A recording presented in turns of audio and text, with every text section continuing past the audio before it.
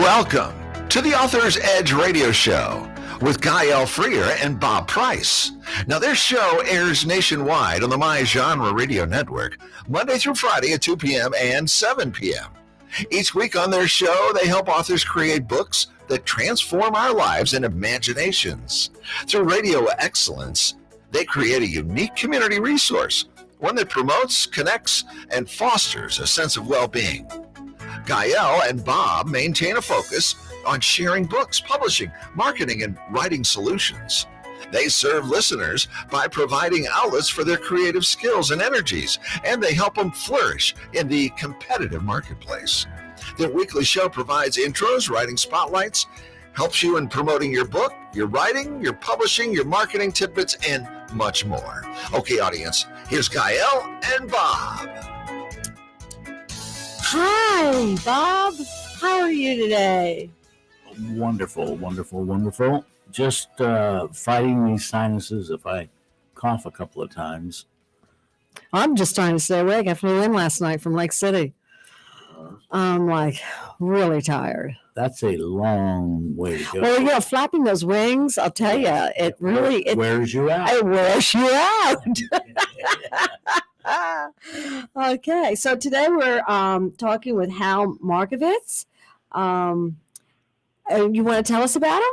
Yeah, he has spent more than 40 years as a journalist and author, a graduate of Lincoln High School and Temple University, both in Philadelphia. Hal's reporting career started in 1975 in Pennsylvania's coal. 76. 76. Okay. Don't make him older. Hal's reporting career started in 76 in Pennsylvania, the coal region, and then during his newspaper career, Hal won awards for news reporting and column writing from the Pennsylvania Newspaper Publishers Association.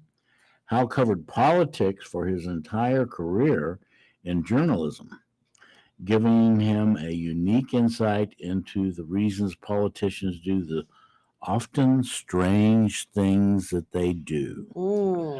Hal left daily journalism in 2006. He transitioned from journalism to writing novels and nonfiction for young adults.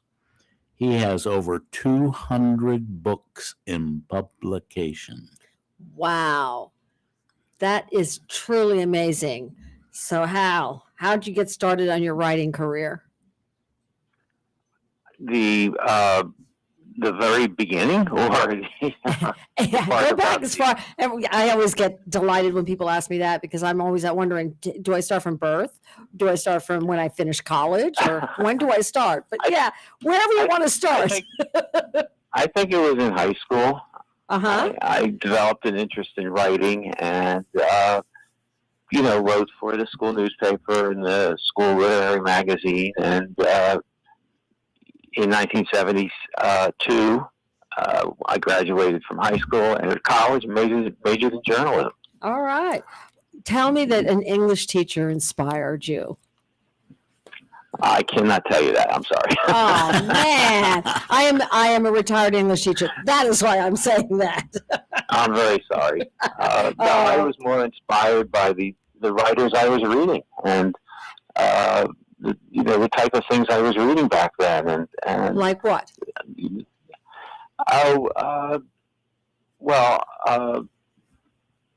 Nonfiction books. When this was it was a ton in the early mid 1970s. I discovered what was known as new journalism. Right. Writers such as Tom Wolfe, Jimmy Breslin, Hunter Thompson, those type of writers, and it just fascinated me, their style of prose, and it was something that hooked me, and that's how I got started. Well, wonderful. What do you think is the most important qualities of a successful political journalist?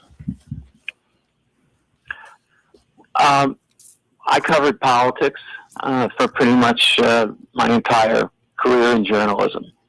And,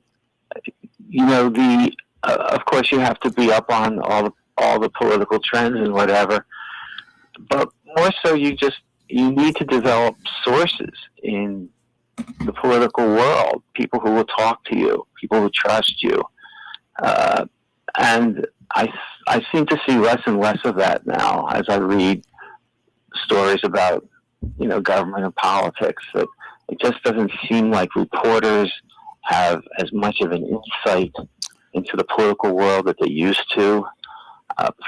Too much social media affecting their views, I guess. I don't know, but the way I did it was to develop sources to get inside people's heads, find out what they were thinking, find out where things were going. Right. And I think that's the way it used to be done, and perhaps not so much anymore. So you have to schmooze, huh? One thing I used to do, I had to go to a lot of meetings, of course, government meetings, political meetings, whatever. Mm-hmm.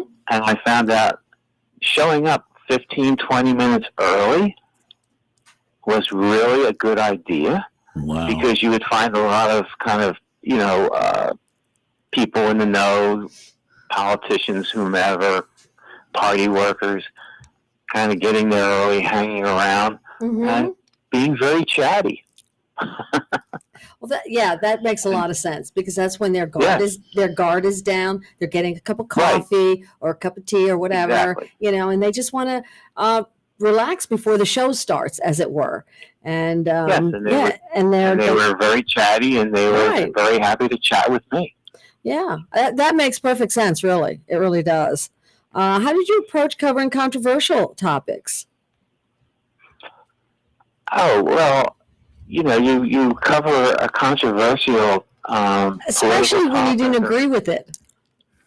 No, that never happened. Okay. the way I covered a controversy or a hot political story or any type of hot story was the same way I covered a burglary or a car accident or something like that. Okay. I found out, you have to find out what's going on and report the news. Well, that makes sense. What have been some of the most memorable stories that you've covered in your career? Ones that really stand out, that you'd want to write a book about. Well, I covered some presidential visits, and I wasn't certainly in the Washington Press Corps or the White House traveling press corps. So it was kind of an event for me, whereas you would go to, the venue, and you would be checked in by the Secret Service and everything, and then a few minutes before the president would arrive, the White House press corps would arrive, and they were just sort of aloof, and, another event, another day in their life and everything. But for a local reporter, it was a big deal to cover a president, so that was always kind of neat. A couple of other big stories. There was this huge public works project in the coverage area, a big water supply project with taking water out of the river, and part of it was going to cool a nuclear plant, and it was just a huge environmental issue, and there were protests in the streets and arrests, and it turned the political world upside down here. Candidates were elected who opposed the project. I mean, it was just absolute wow for 10 years.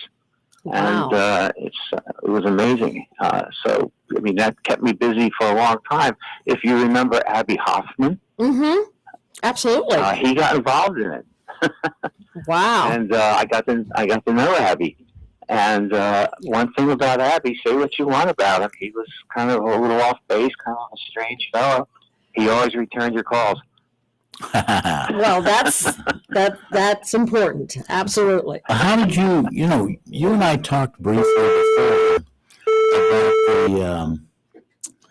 the developing your research and writing skills over the course of your career. How did you go about that? I mean, one of the things about your research was that it became so critical to your 200 books that you published.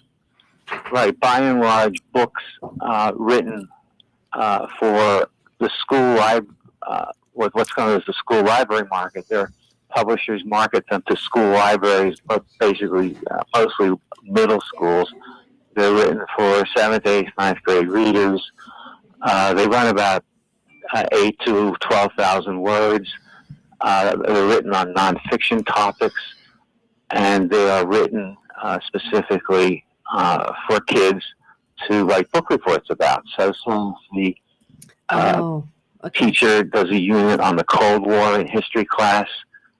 The kids go into the library to get a book for a book report. They'll find a book on the fall of the Soviet Union written specifically so they could write a book report about it. So the research isn't terribly difficult for these books. It's known as tertiary research. It's not right. I don't have to get some former Soviet leader, Soviet Cold War leader on the phone or something. It's done mostly through what's known as tertiary research. It's newspapers, magazine articles, legitimate internet sources like that. And we kind of just pull the story together about how something happened, like say the fall of the Soviet Union, how that happened, what the history, what went into it, the sociology, the social impact, what worked, what didn't work. So that's what it's all about. And again, it's pretty straightforward.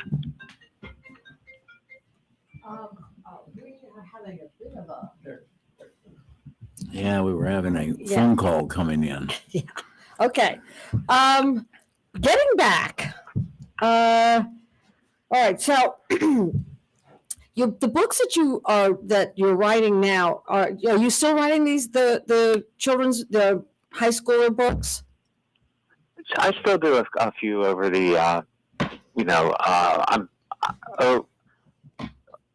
Let me tell you a story.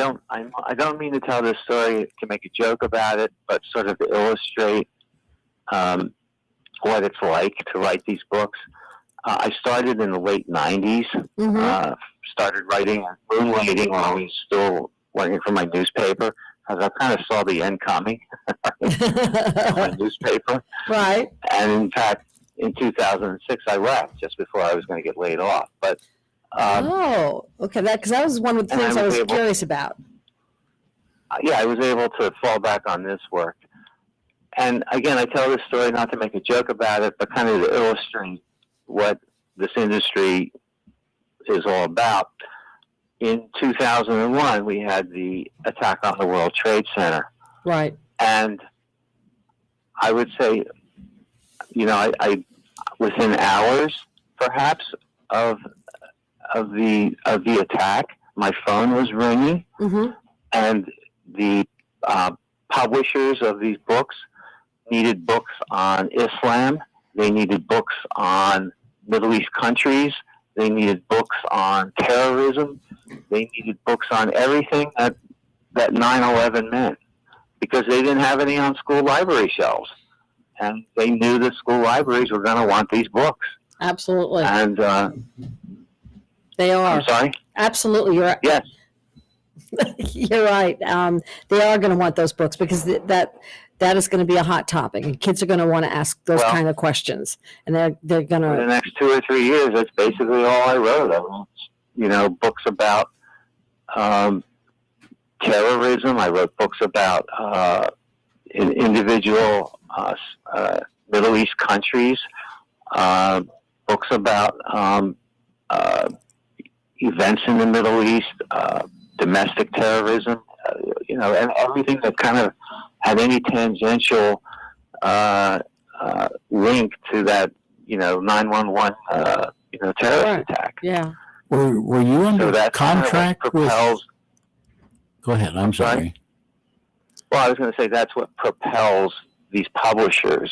What are school librarians going to want going to need that kids are going to be assigned in class to read.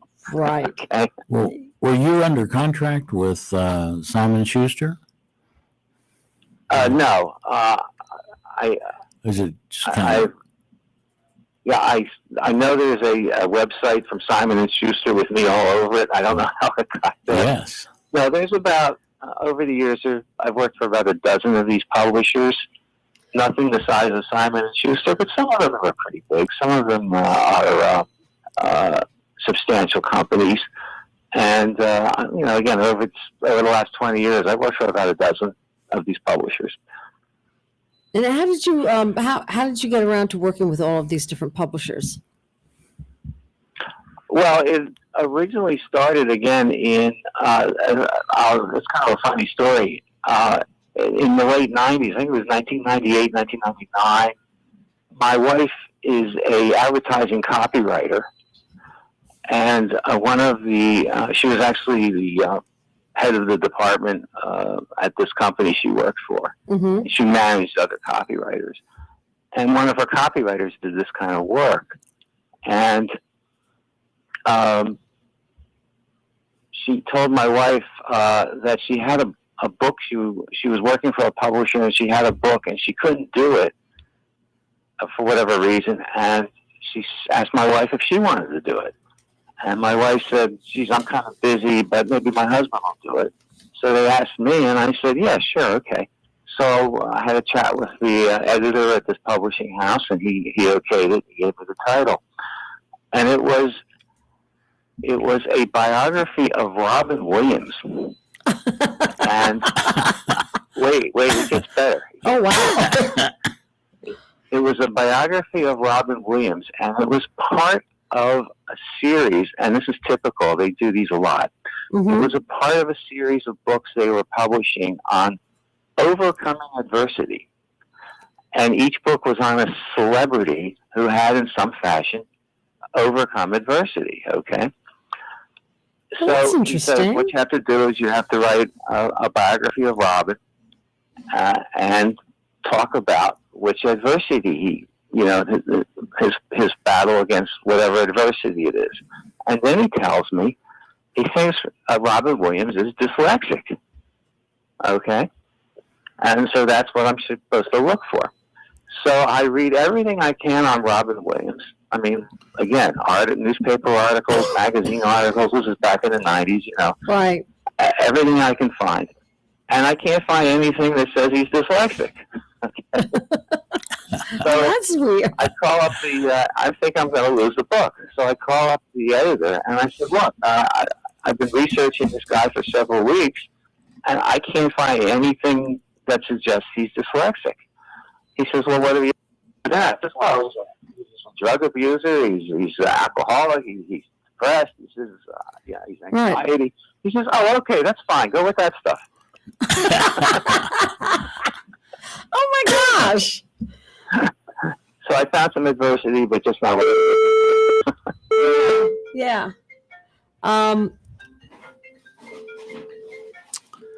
Well, you're listening to The Author's Edge with Guy L. Freer and Bob Price, coming to you weekly on Mondays at 3 p.m. on KWRH 92.9 and KXOK 102.9 FM AM. And Monday to Friday, 2 p.m. and 7 p.m. nationwide on the My Genre Radio Network. All right. We are chatting with Hal Markovitz, who wrote the novel Painting the White House, which is something I really want to hear about this. It tells the humorous story of an ordinary painter who lands the job of painting the White House. Once he gets inside and gets down to work, he finds himself wrapped up in all the kooky and weird intrigues that go on in the executive mansion. While writing the book, Hal wanted to accurately portray the White House, so he did a considerable amount of research. He soon found actual humorous stories about the White House, which he was able to weave into the narrative. And as he said, though, the book is a work of fiction. But I'm excited about hearing this book. So how did this come about? Kind of weird. I was painting my own house. What color? What color are you painting your house? White? Well, I'm talking about the interior. It Oh, okay. A little off-white, I guess. And this thought just kind of popped into my mind. And I said, well...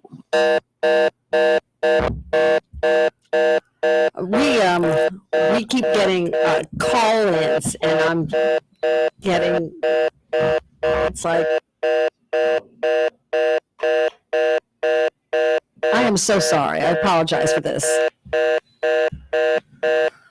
Oh, my.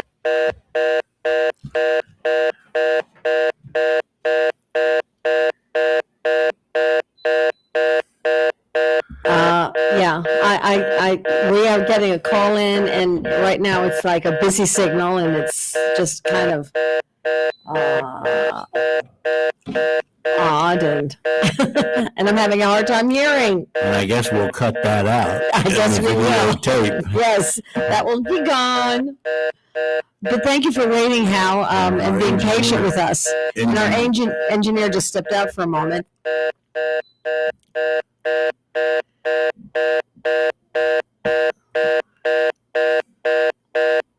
Well, that's exciting. Oh. I don't know where the buzz is coming from. I don't either.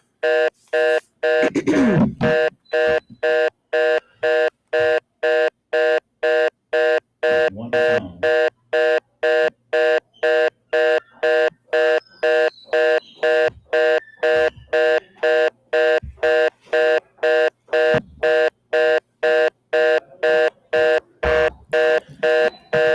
Hang on now, we'll get this. Technology at its finest.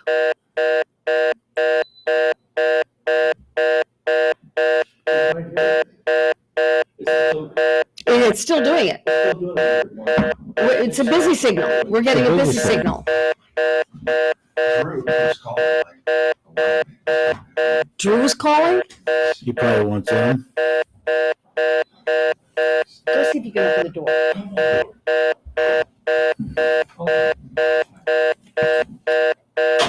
Sorry about this. Okay. I'm trying to find Drew. Okay. I can't find Drew. I expect he'll interrupt us again.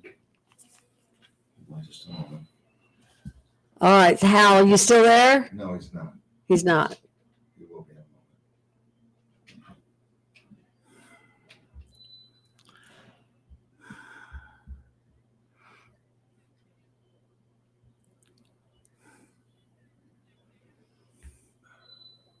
We only have 3 minutes left in the segment.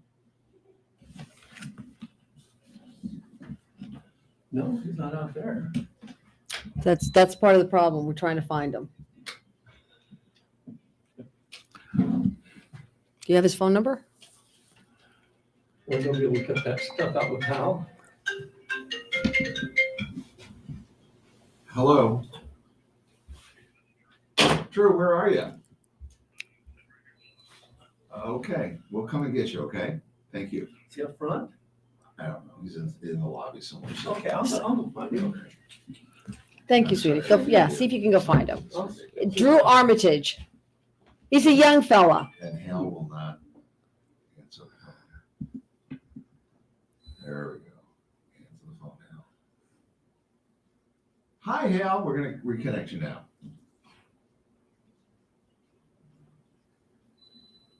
Okay. One of the mysteries of the universe. Hold on just a moment. Okay. Hi, Hal. Are you there? Yeah, I'm here.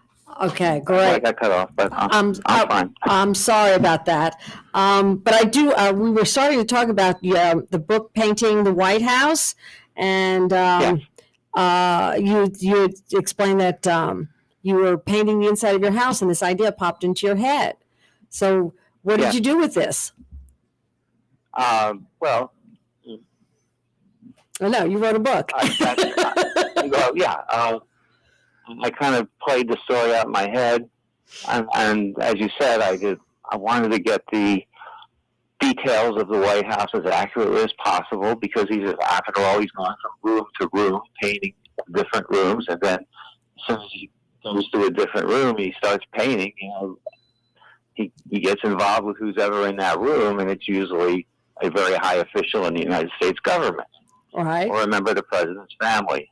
He gets kind of a kooky thing that goes on, and he gets involved. And as I said, toward the end of the book, he goes in to paint the Oval Office, and who's sitting in there when he shows up. So he's a fictional character, is that right? Yes, The painter? It's Okay. a novel. It's a Now, how work of fiction, the painter, did you yeah. get all these stories? Well, as I said, I wanted to really accurately portray the White House. So, books and whatever you can, research out on what's happened in the White House. And pretty soon, it becomes evident that it's kind of a crazy place on its own, the type of things that have gone on in there. It sounds like it'd make a great movie. I've been turned down by many agents, so what can I say? Is this a self-published book, or is this a book published with a publishing company? It's current. I found the original edition about 15 years ago. I found a very, very small publishing house that put it out and went out of business shortly thereafter. Okay. And I don't know how many they sold, but I never got paid. So a couple years ago, I got the idea of kind of revising it, updating it, and I figured, you know what, I'm just going to do it myself. And so its current iteration is yes, self. Is it on Amazon?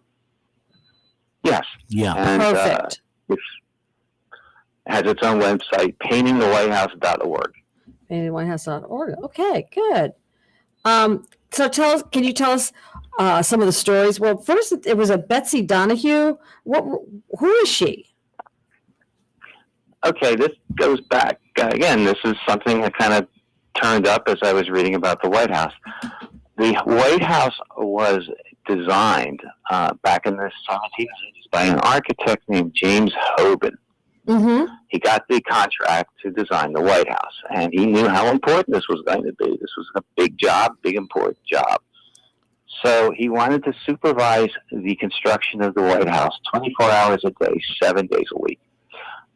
So to do that, he had a cottage built on the construction grounds on the White House, what is now Pennsylvania Avenue. He had a cottage built on the construction grounds, and he moved into the cottage so he could supervise the construction.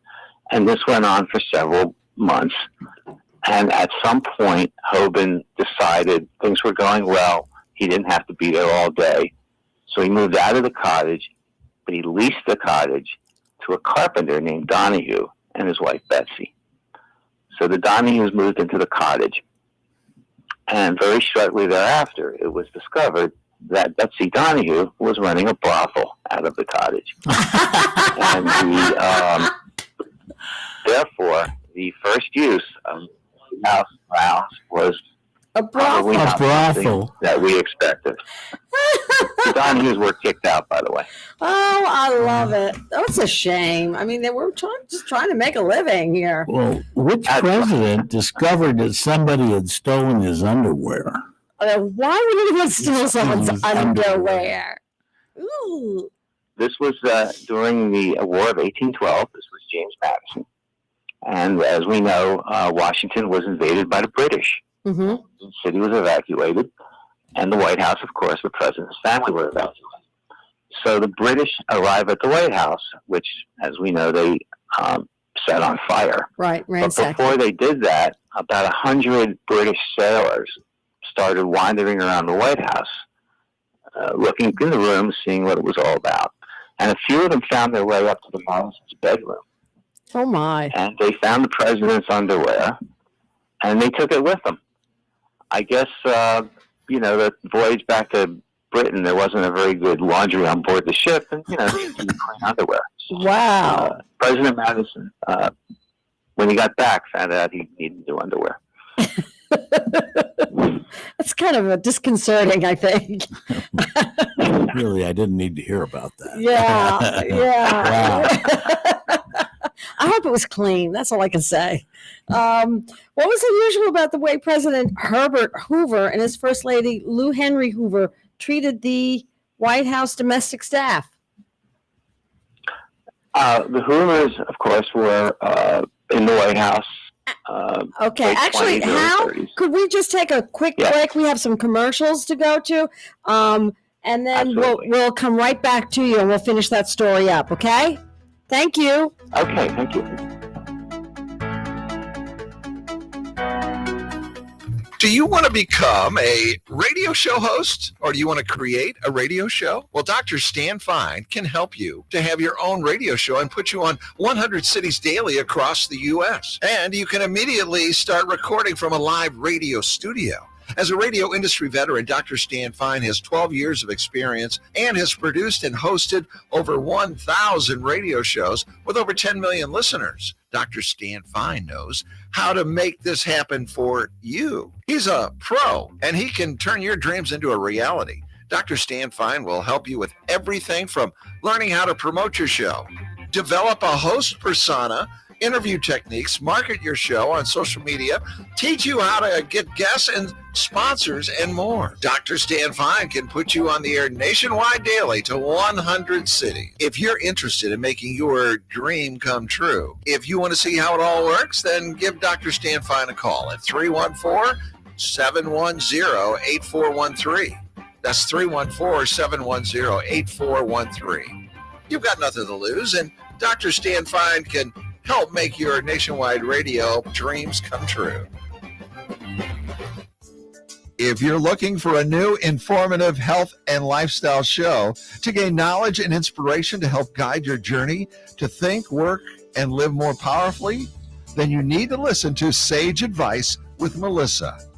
Now, whether you're trying to improve your life from a mental, physical, or spiritual journey, Sage Advice with Melissa Coleman, CEO of Sage Skincare, delivers weekly advice from industry experts to provide you with insightful suggestions to allow you to thrive with a better quality of life. Melissa's mission? To guide you through the uncharted waters of health and wellness and to give you a voice to help improve your life. So be sure to tune in to Melissa on KWRH 92.9 FM every Thursday at 10 a.m.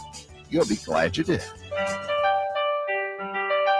Hey, listeners, saying thanks to your customers is nice and polite, but expressing your gratitude in memorable and ongoing ways can boost your business. At Promo Experts LLC, we exceed our customers' expectations. For over 20 years, our product knowledge and experience has helped them with their marketing initiatives and trade show graphics. We are happy to put that experience to work for you.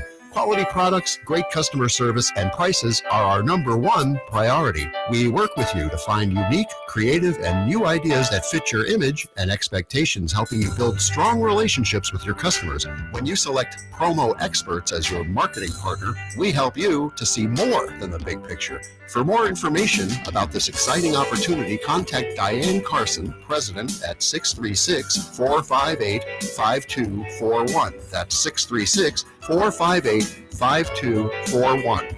Let Promo Experts help you to move your business brand beyond the bland.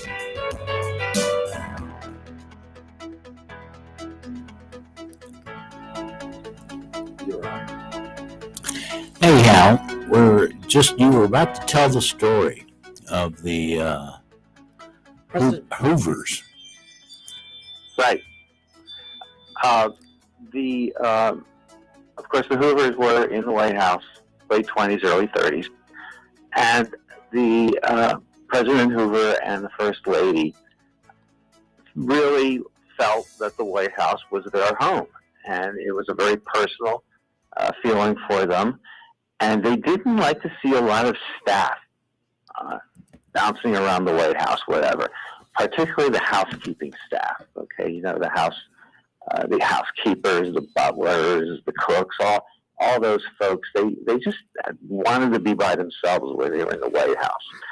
So every member of the staff was issued a tiny bell, and they were told that if they were in the hallway or whatever, and he saw the Hoovers approaching, they were to ring the bell and hide in a closet, under stairwell, whatever, and That's ring the bell. bizarre. And it would be a signal to anybody else that was nearby to also hide. So these tiny bells would go off, and the Hoovers wouldn't see any of these housekeepers or whomever. But they would hear the bells. Yeah, hear the Right. They bells. would hear the bells. That makes no sense. There was a funny postscript to this story. Years later, the Clintons moved in the 90s, Uh-huh. and Hillary Clinton is walking down the hallway in the White House, and she sees a couple of housekeepers dart across the hallway and hide in a closet. So she goes up to the closet and opens the door, and she says, "What are you doing?" And they told her that they were under orders whenever they saw a member of the president's family to hide. And Hillary said, "Well, you don't have to do that." Apparently, this little tradition lasted for 50 years. Oh my Wow. goodness. Wow. Well, that is, yeah, that's strange. Because if the bells are ringing, you know that the bells are there. Well, the Hoovers didn't want to see them. I guess they didn't mind listening to the bells, but they didn't want to see anybody else. Well, we're talking about the stories of from Painting the White House. This is by Hal Markowitz, and you can get that on Amazon, and also the paintingthewhitehouse.org. Right. So, And then you have a story in there about a gift from Elvis Presley to Richard Nixon. Yes, Elvis, the king of rock and roll, as we know, Right. was a something of a police buff, and by that I mean he liked to collect badges, patches, belt buckles. Yeah, there's a You know, whole slew of them. I last summer I went down to Elvis Presley's mansion, and there's a Right. whole big collection of them, and you can see they're all Yes. set up, and it's kind of interesting. Well, he had his eye on a badge for the Drug Enforcement Administration. He wanted a DEA badge, Mm-hmm. and he made some inquiries, and he found out, no, the only way you can get a DEA badge is to join the DEA. So Elvis gets this idea that he'll get himself deputized as an agent in the DEA by the president, and then he'll get his badge. So he calls his gang together down there in Memphis, and he tells them what he wants to do. They all take a limo out to the airport. They pile in an airplane. They fly up to Washington. They hire a car. They go right up to the White House gate. Elvis is, got the jumpsuit on with the cape, Yeah, He yeah. gets out of the car. He goes up to the gate, and he tells the guard what he's there for. Well, the guard doesn't know what to do. So he calls into the White House and tells them Elvis Presley is here, and he wants to get sworn into the DEA by the president. So they all huddle together into the White House, and they kick this around, and they decide, you know what? This is a good idea. We'll get some time in Nixon's schedule. We'll deputize Elvis, give him the badge. We'll get the picture taken, and this will be terrific publicity. So they find some time in Nixon's schedule that day, right after lunch or whatever, and they bring Elvis into the Oval Office. Nixon swears him in as an agent of the DEA, gives him the badge. And Elvis, to show his appreciation, pulls a gun out and gives it to Nixon. A gun. Oh my He God! just walked into the White House with. The history does not record what happened to the various pants worn by the Secret Service agents. wow. Wow. Well, But it was what? okay. The gun was empty, and Yeah. Nixon thanked him. But Well, the yeah. funny postscript to this story is when Elvis leaves, Nixon turns to his, aides and says, "Who was that?" He didn't even know who it was. He didn't know who Elvis was. Oh my But gosh! that photo of Nixon giving Elvis the badge Right? is the #1 selling souvenir at the Nixon Library. Wow. That's fascinating. Then there was an incident with some mice in the house, in the White House. Yeah, which branch of government? Yes, the question here is which agency of the federal government is responsible for exterminating mice in the White House? Okay, that's the question to ask. Okay. So this is actually goes back to when Jimmy Carter was in the White House, and he was working in the office, and he notices this rather bad odor. Okay, and Carter figures that there must be a mouse in the wall that died. There must be a dead mouse in the wall. Mm-hmm. So he tells his staff to get rid of the mouse, and the staff calls the General Services Administration and tells them to get the dead mouse out of the wall of the Oval Office. The General Services Administration says, sorry, we can't do that. We're only responsible for maintenance of the White House inside the walls. So next they call the National Park Service, and they tell the National Park Service to get rid of the mouse. And the National Park Service says, sorry, we can't do that. We're only responsible for maintenance of the White House outside the walls. So the question of which federal agency is responsible for getting rid of dead mice inside the walls of the White House is no federal agency is responsible for that. Oh my gosh. Now, Wow. Okay. So what happened? Oh.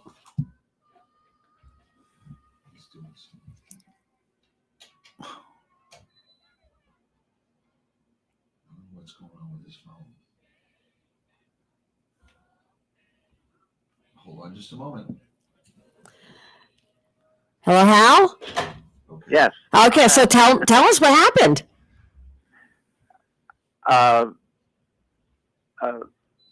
How the mouse got out of the walls? Or Yeah, well, yeah. What agency? Because you said that the parks was not responsible for anything other than what's outside, and Right. and then the other one was only responsible for what was inside, but there was no agency for what was in the walls. Right. That was a definite issue within the federal government in those years. History does not record how Carter got somebody to get rid of the mouse. Maybe he dug it out himself. I don't know, but he did get rid of the mouse. It's really like owning a condo, and it's where you have sometimes they're written up that it's beyond the paint is your responsibility, or sometimes the drywall is your responsibility. It's really kind of screwy. That is, I mean. So who's now? Do we have any part of the government that's responsible for mice inside walls of the White House? As far as I know, the mandate has never changed. The GSA does the inside of the rooms. National Park Service does the outside. So if there's mice, tough luck. Yes. Or to the president who happens to be working there at the time, right? Right. There was a story about the House bunker. Can you tell us about how that's been used during the years? The bunker was dug during World War II. Uh-huh. They had a fear that Washington would be bombed. Apparently, it never was. But the bunker, well, not apparently. Of course, it never was. But the bunker remained there and was virtually never used over the decades until the Nixon administration. And what happened was, if you recall, Tricia Nixon got married in the White House. Right. And it was a very lovely affair. It was in all the newspapers, the magazines covered. It was just absolute terrific day for everybody involved.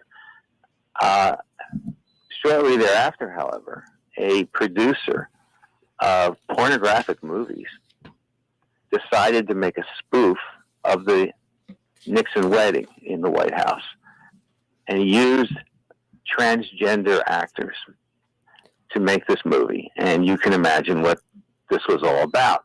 Oh my! So, Bob Haldeman, the chief of staff, who eventually got all wrapped up in Watergate, somehow found out about this movie.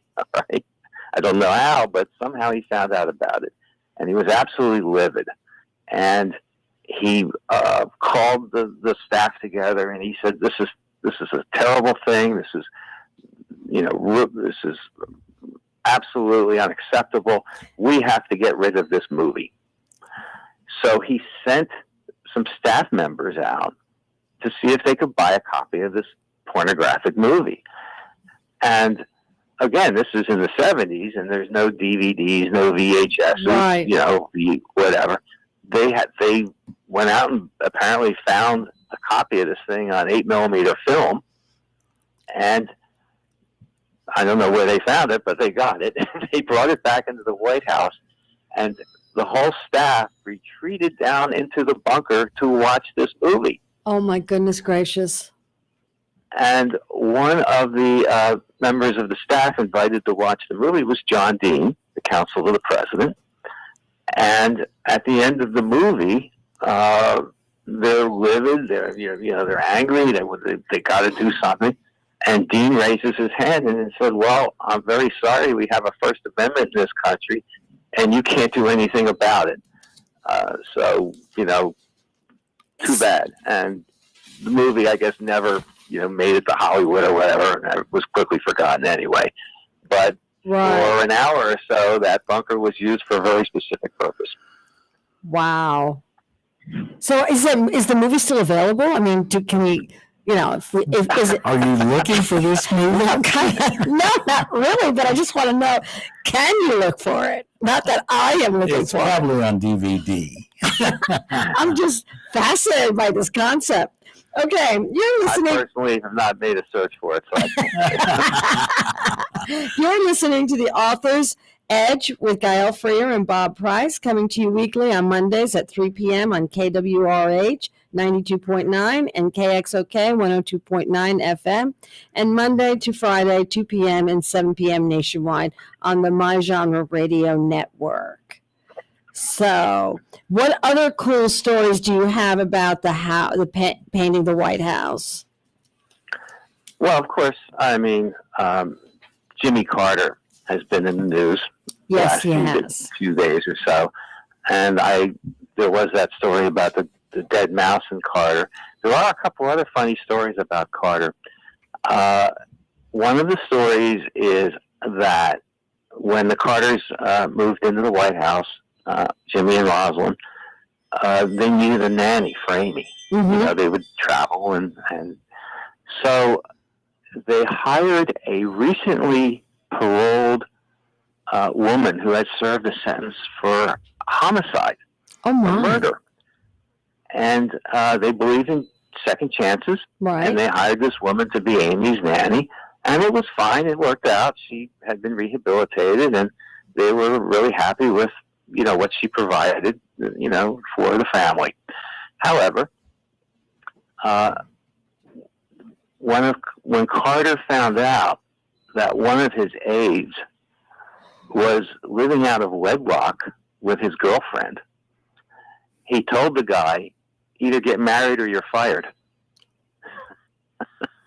They have a rehabilitated murderer taking care of their child, Yeah. but yet they did not want an unmarried man with a girlfriend living. Okay, Right. that makes a lot of sense. Let's weigh this out just a little bit. And I'm not trying to disparage Jimmy Carter because I love Jimmy Carter, but that there's an imbalance there. A little bit, yeah. Just a little bit, yeah. So now you've also done you also contributed or edited and contributed to the Good Crisis book. Yes. How did writing? Yeah, tell us about that. That book was published by a Washington organization, Washington-based association, named Population Connection. And Population Connection is devoted to reducing the world's population. Mm-hmm. And when I say devoted to reducing, they don't do it. It's like a think tank. They Right. produce research and papers and everything on the effects of overpopulation on the planet's ecology, on the planet's environment. And the thinking is fewer people will do less damage to the environment. Well, that's kind of logical. Right. So that's what their organization is based on. And this book was a compendium of their research and their philosophy.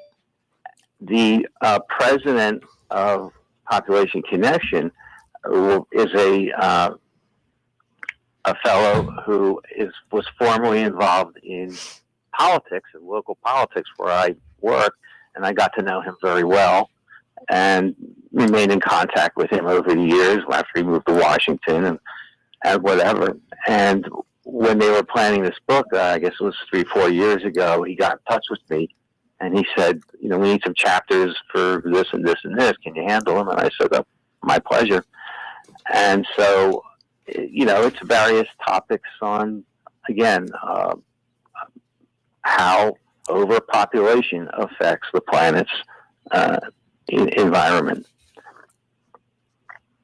Okay. And what are some of the takeaways on that you would want to share on that? Oh, I mean, like you said, it sounds very logical, and it is. They don't advocate. If you recall, China had the one-child until policy. recently. I think one-child policy. They don't advocate stuff like that. They are going to advocate abortion rights, and they're going to advocate birth control, and stuff like that. But they're not going to tell people, okay, you're just limited to one kid per family. Right. No, they don't do that. Right. Although there was a sci-fi book about that. Yeah. It's sort of like how the people who are already here better use, the resources available. I mean, they're big on recycling. Better stewards of the planet. Better stewards of the climate, environment, alternative energy sources, anything that if you're already here, what you can do to have less impact on your environment. Currently, you're working on a book about the political history of Bucks County in Pennsylvania. I mean, that book. Go ahead. That book's been out for a few months. A few minutes ago, I told you about that big, nasty water project. That's a couple chapters in the book. Bucks County is in suburban Philadelphia. It's a very interesting place. A lot of money there. Well, not where I live. No, if you recall something called the Genius Belt back in the 30s, a lot of New York members of the New York theater crowd, literary crowd, bought homes down here. Dorothy Parker, S.J. Perlman, folks like that owned homes here, and gave the area that kind of vibe. That this was, where that kind of crowd hung out. Right. James Michener grew up here. I actually knew James Michener, kind of, sort of. Oh. Not very well, but I got to. What kind of fellow was it? What kind of fellow was he? This is a kind of a funny story. The county government here owned an old prison, of course. Right? And this is back in the 80s. They decided they needed a new prison. The original prison was built in the 1700s, maybe by the Quakers. Oh, and good Lord. This 200 years later, they're still using the same prison. So they decided to build a new prison, and which they did. And well, what do you do with the old prison? Okay, they decided to turn it into an art museum. Oh, that's a cool idea. Well, that's what the kind of things they think about around here. Okay, So James Michener found out about this and offered them he offered them a significant financial incentive. He wanted to donate money to it, and he donated so much money to it that they gave him the museum. Okay, so Wow. it's the Michener Art Museum. So the first exhibit was his private art collection. So they, about a year or two later, after the museum opened, they, by the way, they tore down the old cells and they built new museum. I was curious about that. Yeah, I was kind Yeah. of curious about that too. The walls are up and kind of a couple of the buildings, but everything else is new. So they were doing an expansion, Mm-hmm. and it was like a rainy day in February or something. It was cold and rainy. Mm-hmm. And my phone rings. Remember, I'm the kind of guy who shows up early. It's Right. meetings and stuff and gets to know people. My phone rings, and I forget who it was, but said somebody told me James Michener is at the construction site. He's walking around looking at it. So my office is like 3 blocks away. So I grab an umbrella and I run down there. And sure enough, he's being shown around the construction site by the museum director. So I walk up to him and I tell him, who I am, and would you mind if I ask you some questions? He says, no, go right ahead. We're standing there in the rain, and he answered every question, and at no point ever did he say, look, you mind? I want to get inside. It's raining. Gentlemen, he talked to me for 15 or 20 minutes, and I got a nice interview out of him. And, so my answer is very nice guy. Except for the rain. Well, he didn't mind. He didn't. You didn't mind the bring it rain. up at all. Yeah, you didn't No. mind the rain. Wow. Do you write every day? Not every day. I'm kind of,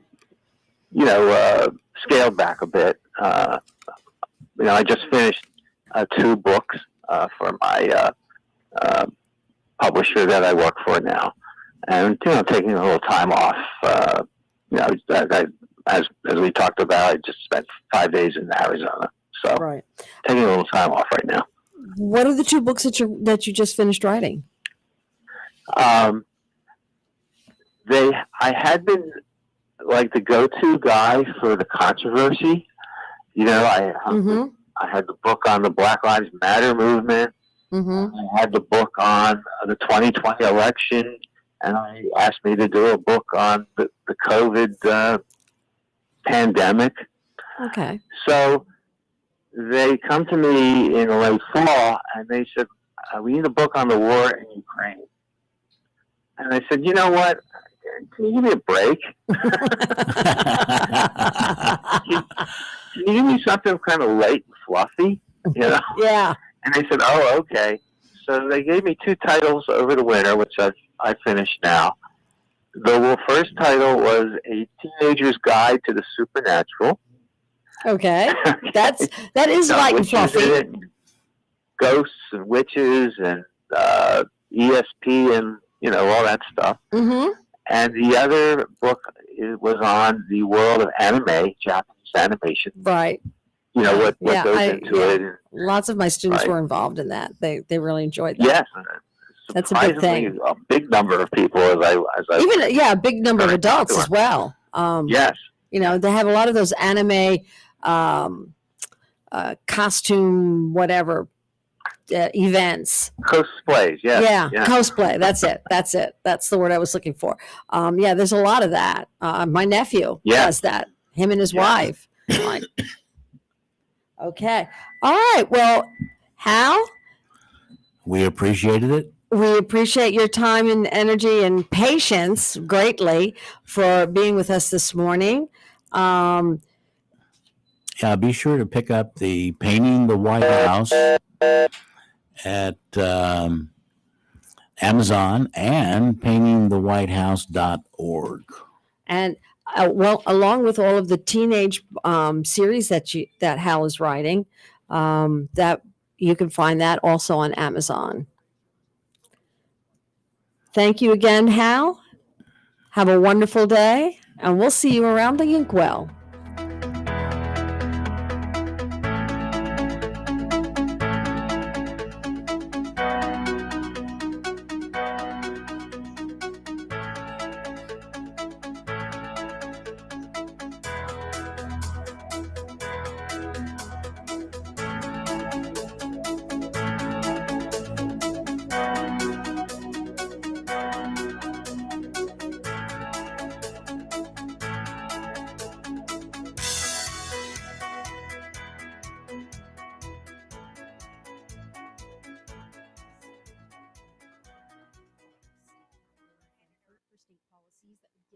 More flexibility to offer meals to kids. Nadia Ramadan reporting.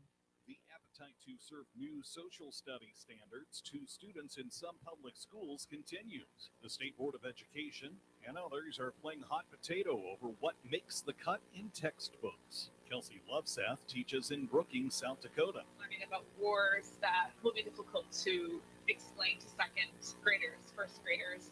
Opponents accuse state leadership of politicizing the process by leaning on out-of-state voices to craft the latest plan. However, defenders say the curriculum focuses on key content for younger kids and reintroduces them to greater detail when older. Voting advocates say a bill banning college campus polling sites is instead an attack on the perceived political power of young people. Language in the bill by Republican Representative Perry Isaac does not mention mass shootings, but since it was filed, she stated that public safety is behind the legislation. Alex Burnell with the Move Texas Action Fund says young people ages 18 to 35 are the largest electorate group in the state. I don't expect that the bill will pass. In the last 10 years, Texas has closed a total of 750 polling locations, the most of any state. I'm Roz Brown. Staffing levels may soon be set by law as nursing homes across America struggle to find qualified employees to run at full staff. One example is in Newtown, Connecticut. Those tasked with regulation say nursing aides in one facility had as many as 20 people to care for on one shift. I don't know where the buzz is coming from. I don't either.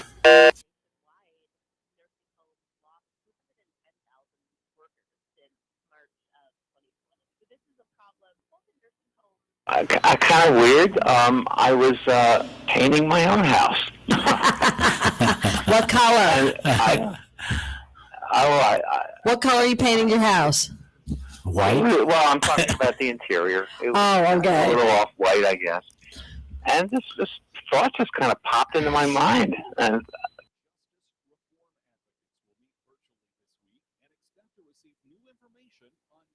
detention centers. In 2021, the Illinois legislature authorized inspections at all 17 county-based detention centers across the state. Louis Klein, executive director of the Illinois Juvenile Justice Initiative, says the summit will... One thing I really want to hear about this. It tells the humorous story of an ordinary painter who lands the job of painting the White House. Once he gets inside and gets down to work, he finds himself wrapped up in all the kooky and weird intrigues that go on in the executive mansion. While writing the book, Hal wanted to accurately portray the White House, so he did a considerable amount of research.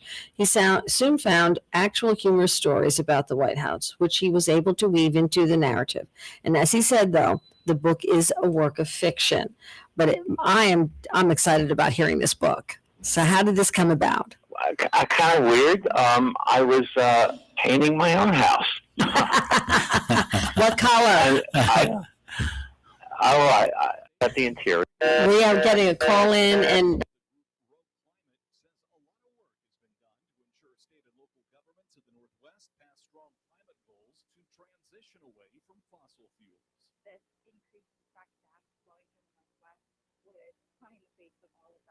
critics say expanding the pipeline would be equivalent to adding more than 750. That's exciting. The next 3 decades. TC Energy says the project is necessary to meet the growing demand for gas as the region moves away from energy sources like coal. Spring arrives in less than 3 weeks, but a farm in the Northeast is preparing for harvest, not planning. I'm sorry about Livingstone owns Deep Roots Farm in rural Maryland. She tells us the 4 no-till crops growing during Patient with us. for farmland. We've spent the last 3 years working on revitalizing the soil, building up our organic matter, and improving the soil microbiome. 92.9 and KXOK 102.9 FM AM.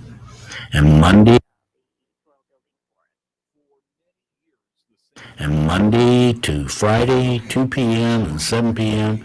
nationwide on the My Genre Radio Network.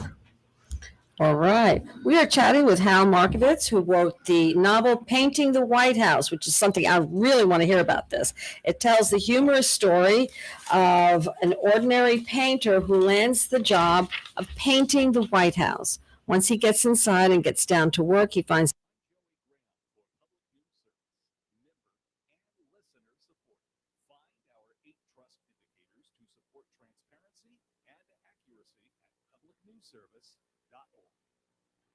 Funding for world and national news has been made possible through generous donations from listeners like you. KXOK LP St. Louis, community radio. Listen to us on the air at 102.9 and online at kxok.org. KXOK St. Louis, the